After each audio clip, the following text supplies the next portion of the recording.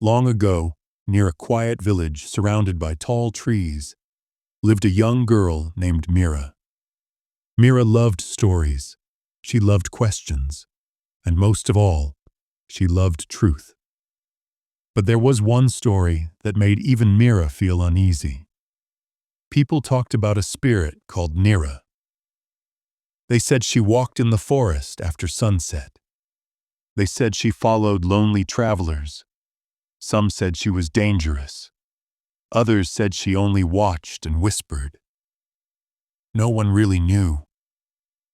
Every night, villagers locked their doors early. Parents warned their children. Fear lived quietly in their hearts. Mira listened, and she wondered. One evening, when the sky was calm and full of stars, Mira took a small light and walked toward the forest. Her hands were shaking, but her steps were steady. The forest felt alive. Leaves moved. Branches creaked. The light grew dim. Then, a soft voice spoke. "Why did you come?" Mira stopped. Her heart beat fast, but she did not run. "I came to listen," she said. From the shadows appeared a woman made of pale light. Her face was gentle. Her eyes were full of pain, not anger. "I am Nira," the spirit said. "I was once human. Long ago, Nira helped people with herbs and care. But when illness came, fear turned into blame. She was pushed away. No one asked the truth. I did not choose this place," Nira whispered. "I stayed because my story was never heard." Mira felt tears in her eyes. This was not a ghost of hate. This was a voice forgotten. The next morning, Mira spoke to the village elders. She shared details no child could know.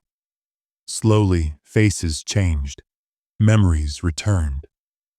That night, the villagers walked together to the forest. They spoke Nira's name with kindness. They admitted their mistakes. The wind moved softly. The trees grew still. Nira appeared one last time. She smiled at Mira. Then she faded like morning mist. From that day on, fear left the village. The forest became a place of peace. Stories changed. Mira learned something important. Not every scary story is true. Not every spirit is evil. Sometimes fear is only silence. But ask yourself this: how many voices are still waiting to be heard? How many stories live in the dark? Listen carefully, because the next story might be calling you.